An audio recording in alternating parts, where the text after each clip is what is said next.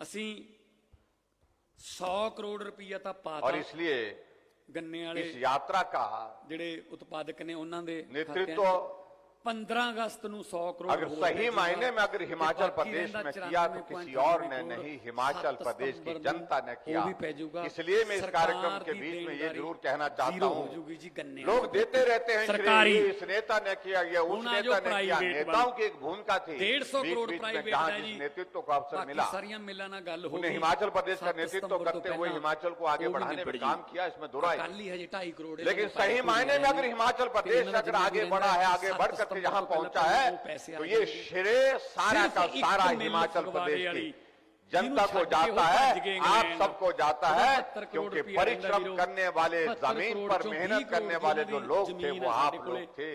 मेहनत करने वाला मजदूर था, स्कूल में पढ़ाने वाला अध्यापक था, कॉलेज में पढ़ने वाला प्राध्यापक था, हॉस्पिटल में इलाज करने वाला डॉक्टर था, नर्स थे, फार्मासिस्ट थे, उन्होंने नोटिस और करके होर कोई पैसा इसी प्रकार से अलग अलग क्षेत्र में काम करने वाले लोग जो है जिन्होंने अपना योगदान दिया, उन सबका बहुत बड़ा योगदान ला के हो मिल च और विशेष तौर से मैं इस अवसर पर मैं ये जरूर कहना चाहूंगा कि हिमाचल प्रदेश छोटा प्रदेश होने के बावजूद जहाँ हिमाचल से हमारे वीर सैनिकों ने देश की रक्षा के लिए काम किया।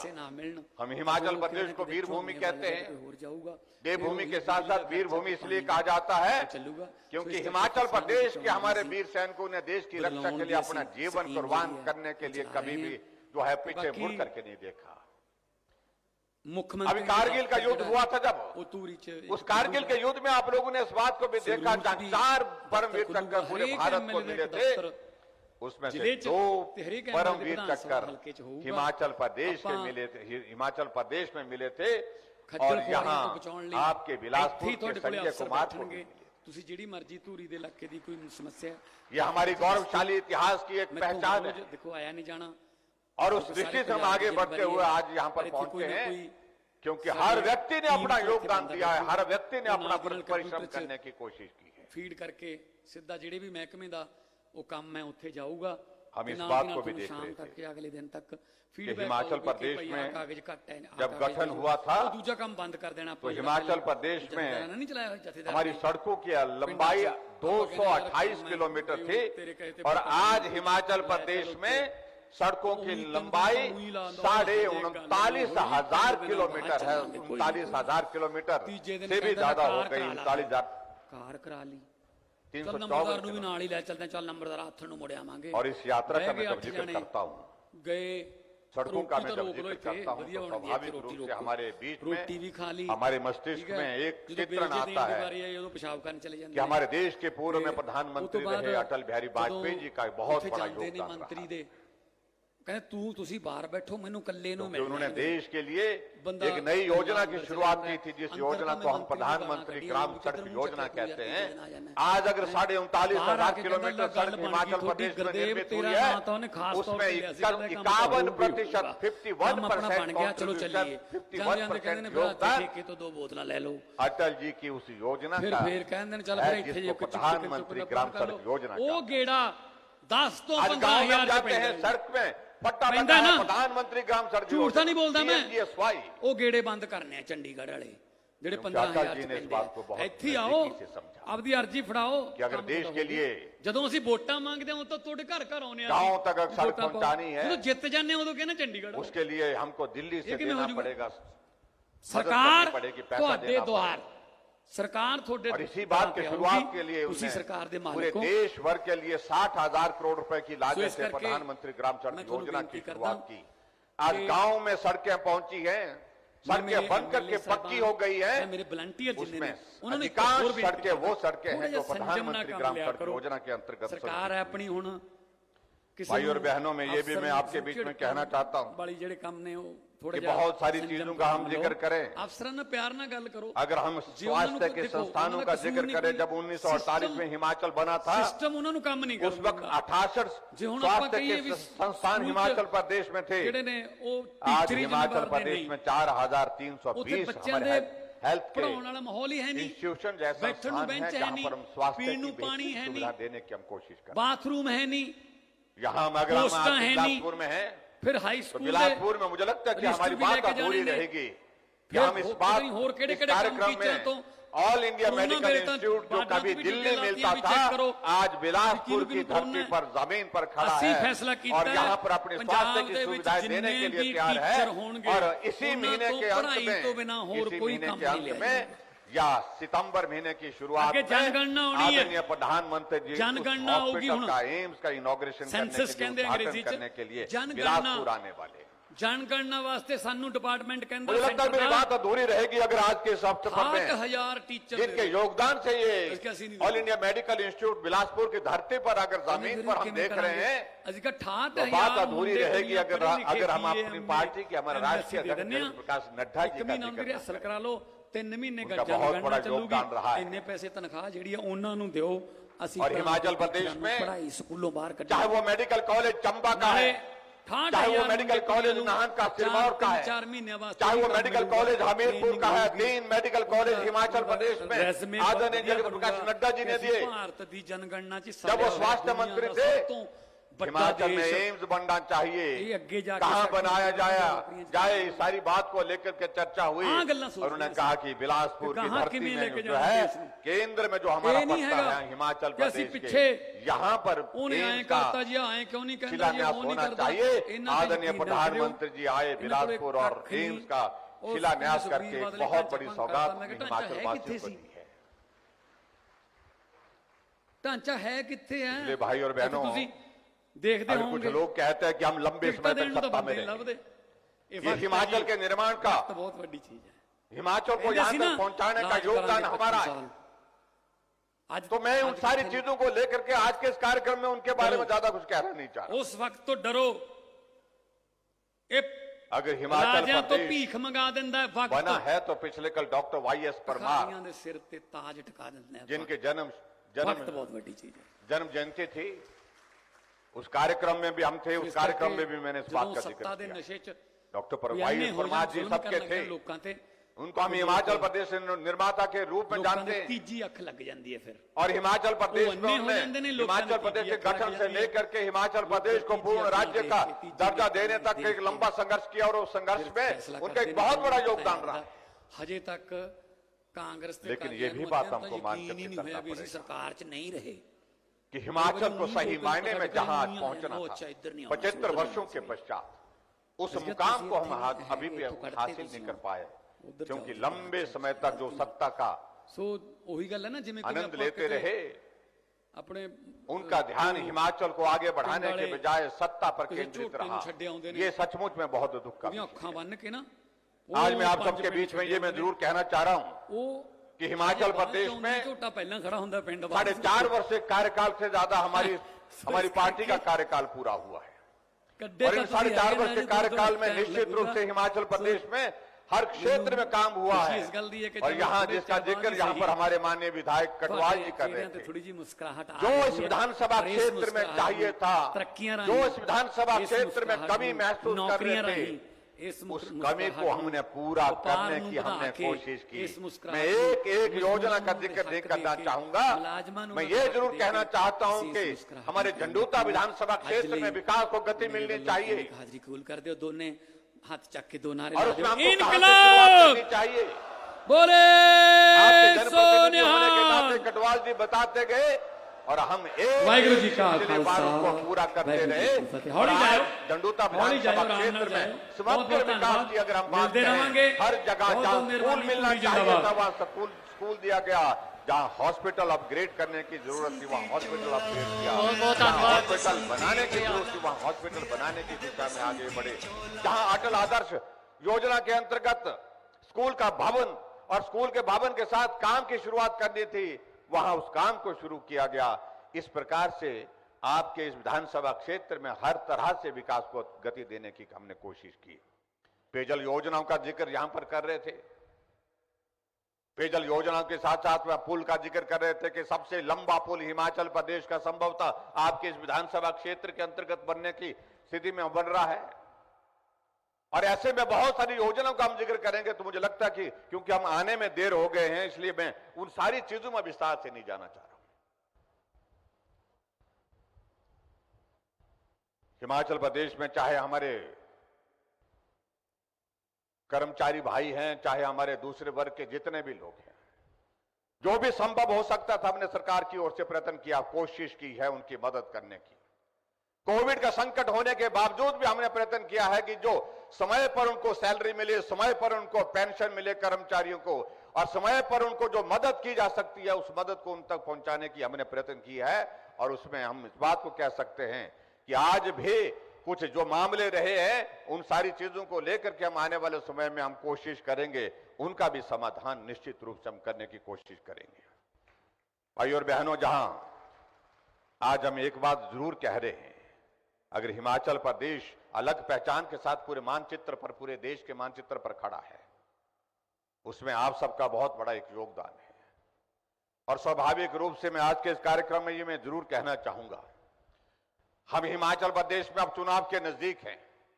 आने वाले समय में हिमाचल प्रदेश में 2 महीने के पश्चात निश्चित रूप से चुनाव होगा। चुनाव के दिनों में जो बातें कहनी होगी वो करेंगे, लेकिन इस बात को आप देखिए कि हमने हर वर्ग के लिए अब की बार बजट प्रावधान के अंतर्गत जो मदद करने की बात थी वो मदद करने की कोशिश की। हिमाचल के इतिहास में अगर मजदूर को 50 रुपए दिहाड़ी एक मुश्त में बढ़ाने का अगर किसी ने काम किया तो वर्तमान में हमारी सरकार में 50 रुपए दिहाड़ी का मतलब एक महीने का 1500 रुपए की बढ़ोतरी उस गरीब मजदूर को मिली है जो मजदूरी करता है।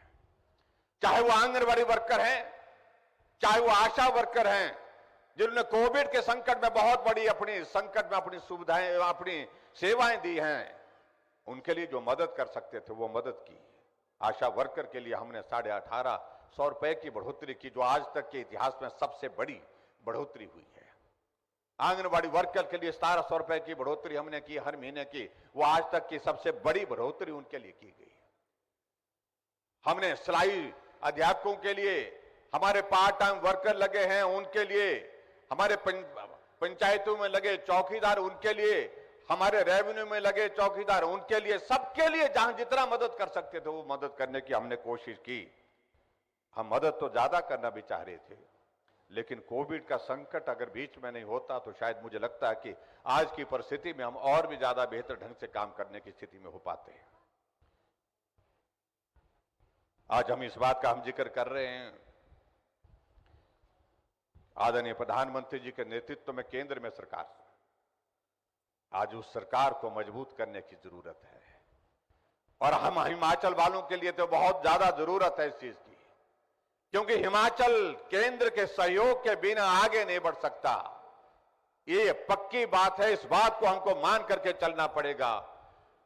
और हिमाचल के लिए अगर कोई सबसे ज्यादा कोई चाहने वाला कोई प्रधानमंत्री आज तक के हिंदुस्तान के इतिहास में है तो मैं कह सकता हूं वो नरेंद्र भाई मोदी जी के सिवाय दूसरा व्यक्ति नहीं। अटल जी हिमाचल को बहुत प्यार करते थे, उन्होंने भी बहुत कुछ किया हिमाचल प्रदेश के लिए, लेकिन नरेंद्र भाई मोदी जी तो हिमाचल का जब जिक्र आता है, हिमाचल या अपना हिमाचल, जिस हिमाचल को मैं अपना घर मानता हूं, ये हमारे देश के यशस्वी प्रधानमंत्री कहते हैं। मुझे इस बात की खुशी है, 4.5 वर्ष के कार्यकाल में हिमाचल प्रदेश में आदरणीय मोदी जी का 7 बार आना हुआ। और हिमाचल के अस्तित्व में 75 वर्षों में कोई प्रधानमंत्री 4.5 वर्षों में 7 बार हिमाचल प्रदेश में आया, ऐसा कोई प्रधानमंत्री आज तक नहीं मिला जो आप हमको नरेंद्र भाई मोदी जी के रूप में मिला। अभी प्रधानमंत्री जी का आना हिमाचल प्रदेश में हुआ, शिमला के रिज के मैदान पर आना था, लेकिन जैसे माल रोड पर पहुंचे, माल रोड पहुंचते ही अपनी गाड़ी छोड़ करके माल रोड पर पैदल निकल पड़े। इसलिए निकल पड़े, कहा कि इस माल रोड पर तो मैं वर्षों तक घूमता था, साथियों को मिलता था, क्योंकि जब वो हिमाचल प्रदेश में हमारी पार्टी का काम देखते थे उस वक्त वो आते थे, रहते थे, जाते थे। और उसके पश्चात शिमला के रिज के मैदान पे, ऐतिहासिक रिज के मैदान पे, वहां से उन्हें संबोधित किया। शिमला को नहीं, पूरे हिमाचल को ही नहीं, पूरे देश को संबोधित किया।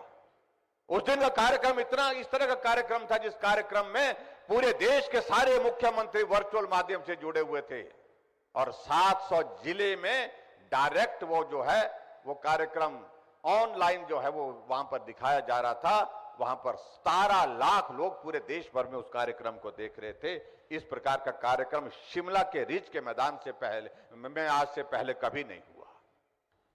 हमारे कुछ साथी बहुत परेशान होते हैं, यार आपके प्रधानमंत्री बार बार आ रहे हैं। शिमला आने के बाद उनको खबर मिली कि भाई फिर से आ रहे हैं। हमने कहा आ रहे हैं, बोलते कहां आ रहे हैं? हमने कहा कि धर्मशाला आ रहे हैं। फिर जानकारी हासिल करने लगे कि भाई क्या सुबह आएंगे शाम को चले जाएंगे? नहीं नहीं, मैंने कहा शाम को रुकेंगे। अच्छा रुकेंगे बोलते। मैंने कहा 2 दिन का कार्यक्रम है। परेशान हो जाते कांग्रेस के लोग कि ऐसे प्रधानमंत्री जो देश के नहीं दुनिया के सबसे बड़े नेता हैं, वो हिमाचल में आकर के धर्मशाला में रुकते हैं, 2 दिन रुकते हैं। चीफ सेक्रेटरी की मीटिंग होती है, चीफ सेक्रेटरी की पूरे देश की कन्क्लेव होती है, और उसके बाद 2 दिन रहने के बाद वो वापिस जाते हैं। कांग्रेस के नेताओं को इसी बात को लेकर के परेशानी, अगर ये ऐसे आते रहेंगे तो बड़ा मुश्किल है भाई। मुश्किल किस बात की है? मुश्किल इस बात की है कि उनको लगता है कि अगर नरेंद्र मोदी जी हिमाचल आएंगे, हिमाचल के लोग उनको बहुत चाहते हैं, बहुत प्यार करते हैं, बहुत स्नेह करते हैं, और नरेंद्र मोदी जी भी हिमाचल को बहुत प्यार करते हैं, तो ऐसे में ये ऐसी स्थिति न बन जाए कि हम जहां हम कोशिश कर रहे हैं चुनाव के लिए, वहां हमको निराशा हाथ में न लगे। तो निराशा तो भाई मैं इतना जरूर कहना चाहूंगा कि वो निश्चित रूप से लगने वाली है। आने वाले समय में आदरणीय प्रधानमंत्री जी के कार्यक्रम हिमाचल प्रदेश के बन रहे हैं। 3 कार्यक्रम लगभग निर्धारित हैं। उनका आना चंबा तय हो गया है, बिलासपुर में आना तय हो गया है, कुल्लू या मंडी में एक स्थान पर तय होना है, और आने वाले समय में जब कार्यक्रम होंगे तो उस वक्त की बातें तब करेंगे। लेकिन मैं इतना जरूर कहना चाहता हूं भाई और बहनों, अभी का ये कार्यकाल, वर्तमान का कार्यकाल जो हमारा पूरा होने जा रहा है दिसंबर के महीने में, उसमें आप सबका धन्यवाद करने के लिए भी मैं आप सबके बीच में हूं, क्योंकि कोविड का संकट बहुत बड़ा संकट, उस संकट में आप साथ में खड़े हुए, मजबूती के साथ खड़े हुए, और चट्टान की तरह साथ खड़े होकर के आप लोगों ने साथ दिया। उसके लिए मैं आप सबका अभिवादन करता हूं, आप सबका धन्यवाद करता हूं। अगर ये संकट नहीं होता तो मैं कह सकता हूं कि हिमाचल प्रदेश में विकास की गति और तेज होती। लेकिन हमारे कई मित्र बहुत इस बात को लेकर के बहुत ज्यादा कुछ कहने की कोशिश करते हैं, और वो हमेशा एक ही बात कहते हैं, ये नहीं हुआ, वो नहीं हुआ। मैं उन सारी चीजों में भी नहीं जाना चाहता हूं। हमने एक बात कही कि हम हिमाचल प्रदेश में जब सत्ता में आए हैं, हम पहले दिन से हमने शुरुआत की है रिवाज बदलने की। हम आज रिवाज बदलने की बात नहीं कर रहे। जब हिमाचल प्रदेश में हमारी सरकार बनी 27 दिसंबर 2017 को, हमने पहले कैबिनेट की बैठक से रिवाज बदलने की शुरुआत की। रिवाज क्या था? रिवाज यह था कि बदले की भावना से काम करने की शुरुआत होती थी। पूर्व सरकार के नेताओं के खिलाफ मामले दर्ज करने के आदेश होते थे। पूर्व सरकार के कुछ योजनाओं को रद्द करने के आदेश होते थे पहली कैबिनेट बैठक में। लेकिन हमने कहा कोई इस प्रकार का निर्णय नहीं करेंगे बदले की भावना के साथ। ये हिमाचल है, देवभूमि है, और हम आगे बढ़ने के लिए यहां पर हैं। बदले की भावना से काम करने की परंपरा जो बन रही है हिमाचल प्रदेश में, इसको हम बंद करना चाहते हैं। हमने रिवाज बदलने की शुरुआत पहली बैठक से की है। रिवाज क्या था हिमाचल प्रदेश में? सरकार बदलती थी तो टोपियां बदल जाती थी। बहुत विचित्र परिस्थिति है ये। किसी की सरकार आ गई तो हरी टोपी हो जाती थी, किसी की सरकार आ गई तो लाल टोपी हो जाती थी। हमने कहा ये टोपी हिमाचल की पहचान है, हिमाचल की शान है और हिमाचल का सम्मान है। ये टोपी ना कांग्रेस की है, ना भाजपा की है, ना सीपीएम की है, ना किसी और पार्टी की है। ये टोपी हिमाचल की है, हिमाचल की पहचान है। इस टोपी पर राजनीति करना छोड़ दीजिए। और आज मैं इस बात को लेकर के मैं दावे के साथ कह सकता हूं, असर हुआ है। आज हमारे नेता भी हरी टोपी पहनते हैं, किन्नौर की टोपी पहनते हैं, दूसरी पार्टी के लोग भी कुल्लू की टोपी पहनते हैं, लाल टोपी पहनते हैं। तो रिवाज बदलने की अगर मैं बात कहूं तो हमने पहले दिन से शुरुआत की है। और अभी तो मैं एक बात जरूर कहना चाहता हूं, रिवाज की बात हमने यहां इसलिए जरूर जोर से कही, जब पिछले 5 प्रदेशों में जब चुनाव हो रहे थे, उन चुनावों में हमारे कुछ मित्र शोर डाल रहे थे कि हम आ रहे हैं, हम आ रहे हैं, क्योंकि उनके दिमाग में बैठी थी कि वो उत्तराखंड में हर 5 वर्ष के बाद सरकार बदल जाती है। उनके दिमाग में बैठी थी कि उत्तर प्रदेश में सरकार बदलती है, हर 5 वर्ष के बाद बदलती है। और ऐसे में यहां भी उनके दिमाग में यही बात बैठी थी। लेकिन जैसे परिणाम आया, रिवाज बदला, उत्तराखंड में भाजपा की सरकार थी, फिर भाजपा की सरकार बन गई। धामी जी थे, फिर धामी जी आ गए। उत्तर प्रदेश में योगी जी थे, फिर योगी जी आ गए। 5 प्रदेशों में चुनाव हुए, एक प्रदेश में कांग्रेस पार्टी थी, रिवाज बदला, वो सत्ता से बाहर हो गए। और जहां 4 प्रदेशों में भाजपा की सरकारें थी, उत्तर प्रदेश में, उत्तराखंड में, गोवा में, मणिपुर में, चारों प्रदेश में भारतीय जनता पार्टी की सरकार फिर सत्ता में आई। तो हमने तभी कहा, मित्रों सुन लीजिए, आस पड़ोस में भी रिवाज बदल गया है, अब हिमाचल में भी रिवाज बदलेगा। आप ये मत मान करके चलें कि आने वाले समय में हिमाचल प्रदेश में जब चुनाव होंगे दिसंबर के महीने में, जब परिणाम निकलेगा, आप सबके आशीर्वाद के साथ, मैं दावे के साथ कह सकता हूं कि हिमाचल में फिर से भारतीय जनता पार्टी की सरकार बनेगी। हिमाचल मोदी जी को चाहते हैं, हिमाचल के लोग मोदी जी को मजबूत करना चाहते हैं, हिमाचल के लोग जगत प्रकाश नड्डा जी की पार्टी को मजबूत करना चाहते हैं। उस नेतृत्व, जिस छोटे प्रदेश से जाकर के उनने पार्टी का राष्ट्रीय नेतृत्व का दायित्व संभाला है, उनको मजबूत करना चाहते हैं। और हिमाचल प्रदेश में हमारी सरकार ने जो काम किए, हमने काम इस प्रकार से करने की कोशिश की है कि गरीब आदमी की मदद ज्यादा हो सके, उसके लिए प्रयत्न किए। लेकिन हमारे विपक्ष के मित्र कहते हैं कि हम आएंगे तो हम बदल डालेंगे। क्या बदलेंगे? कि भाजपा की सरकार की जो योजना है, उन योजनाओं को बंद कर देंगे। हमने तो बुजुर्गों के लिए 60 साल से ऊपर के बुजुर्गों के लिए पेंशन का प्रावधान किया, और वो कह रहे हैं कि हम आएंगे तो बंद कर देंगे। हमने तो हिमाचल प्रदेश में हर घर में गैस का चूल्हा पहुंचाया, 3,32,000 चूल्हे घर घर में पहुंचाए, और वो कह रहे हैं कि हम सत्ता में आएंगे तो हम बंद कर देंगे। तो गैस का चूल्हा भी क्या रसोई से उठा करके ले जाएंगे। और इसी तरह से आगे बढ़ करके हमने गरीब आदमी के इलाज के लिए हमने कोशिश की। हिमाचल प्रदेश में हम सरकार की ओर से उसकी मदद कर रहे हैं। आज कोई गरीब आदमी अगर बीमार होता है, अगर उसकी जेब में पैसे नहीं होते हैं, जेब में कार्ड होना चाहिए, हिम केयर का कार्ड होना चाहिए, वो गरीब आदमी उस हिम केयर के कार्ड को लेकर के हॉस्पिटल जाता है और स्वस्थ होकर के वापिस आता है। और वो कह रहे हैं कि हम आएंगे सत्ता में तो हम बंद कर देंगे। हमने हिमाचल प्रदेश में महिलाओं के लिए हमने कहा, महिलाओं अब घर का हिस्सा ही नहीं है, महिलाएं काम के लिए बाहर जाती हैं, महिलाएं हर क्षेत्र में आगे बढ़ रही हैं। और ऐसे में हमको ये तय करना चाहिए कि आने वाले समय में महिलाओं की जो सहभागिता हर कार्यक्रम में और ज्यादा बढ़े, उसके लिए जरूरी है उनके लिए कुछ मदद का रास्ता निकालना चाहिए। आने जाने की व्यवस्था में उनको सहजता रहे, सरलता रहे। हमने तय किया, महिलाओं की आबादी हमारी कुल आबादी की आधी है, तो हमने बसों में किराए का भी निर्णय किया कि आधा किराया लेंगे, आधा नहीं लेंगे। इस पर भी कह रहे हैं कि हम आएंगे तो बंद कर देंगे, बोलते हैं। हमने कहा बंद कर दीजिए। हमने बिजली के लिए हमने तय किया कि हिमाचल ऊर्जा राज्य के रूप में जाना जाता है। हम 11,000 मेगावाट से ज्यादा बिजली हिमाचल प्रदेश में पैदा करते हैं। हम पंजाब को बिजली हम देते हैं, राजस्थान को बिजली हम देते हैं, दिल्ली को बिजली हम देते हैं, हरियाणा को बिजली हम देते हैं। और उसके बाद अगर हमने तय किया कि हिमाचल प्रदेश जब ऊर्जा राज्य के रूप में जाना जाता है, जो हमारे एक कैटेगरी है, जो गरीब मध्यम वर्ग के लोग हैं, उनके लिए हमने 125 यूनिट बिजली का हमने फ्री किया। और इस बात को लेकर के भी हमारे मित्र कहते हैं कि हम सत्ता में आएंगे तो हम बंद करेंगे। हमने गरीब आदमी के लिए मदद करने की कोशिश की।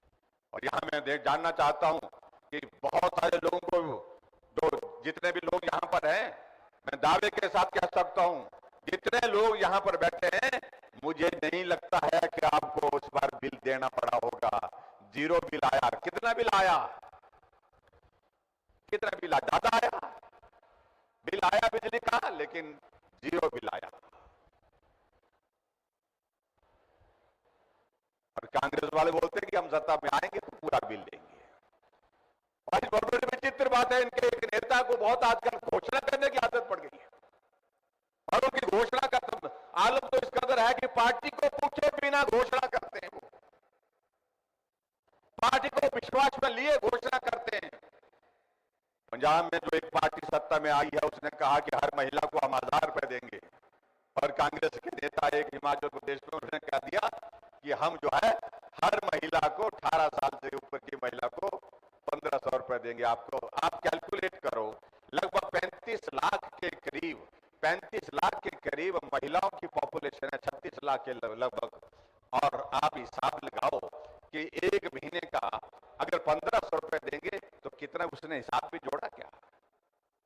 मैं उस सारी चीज में कुछ कहना नहीं चाह रहा हूं। उनके सामने एकमात्र लक्ष्य है सिर्फ चुनाव। चुनाव में जीत कैसे कर सकें, चुनाव में लोगों को गुमराह कैसे कर सकें, लोगों से हम वोट कैसे ले सकें, उनके सामने लक्ष्य यही है। और हमारे सामने लक्ष्य है कि हम प्रदेश का समग्र विकास कैसे कर सके।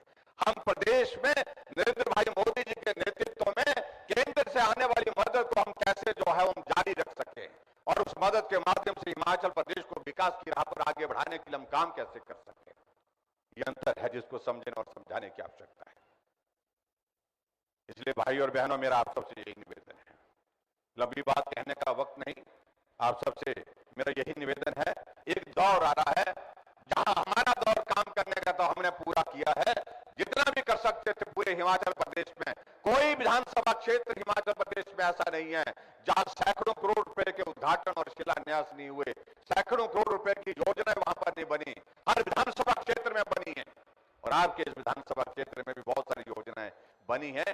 तो मैं आप सबसे यही निवेदन करना चाहता हूं, हमारा काम करने का दौर जो है वो आपके सामने रहा, और आपका दौर हमने अब देखना है। जब नवंबर के महीने में वोट पड़ेंगे और दिसंबर के महीने में उसकी गिनती होगी, मुझे पूरा भरोसा है कि पूरा बिलासपुर जिला, जिसमें आपका झंडूता विधानसभा क्षेत्र तो हमारे पास है ही है, लेकिन पूरे का पूरा जिला जो हमारे राष्ट्रीय अध्यक्ष जी का जिला है, यहां 100% जो है सारी की सारी सीटें भारतीय जनता पार्टी को जीत करके आएंगी। ऐसा मुझे पूरा भरोसा है, ऐसा मुझे पूरा विश्वास है। आप सब आज के इस कार्यक्रम में यहां पर आए बड़ी संख्या में, मैं सभी भाई बहनों का बहुत बहुत धन्यवाद करता हूं। आने वाले समय में मैं इतना जरूर कहना चाहता हूं कि आने वाले समय में आओ साथी बनकर के चलें। जहां आपकी मदद की जरूरत होगी वहां आप हमारा साथ दें, जहां हमारी मदद करने की, आपको मदद करने की बात होगी, वहां हम चट्टान की तरह आपके साथ खड़े होंगे। इतनी ही बात कहते हुए आज हिमाचल प्रदेश के अस्तित्व के 75 वर्ष पूरे होने के इस कार्यक्रम में आप सब यहां पर पहुंचे, आप सबका बहुत बहुत धन्यवाद। नमस्कार, जय हिंद, जय हिमाचल।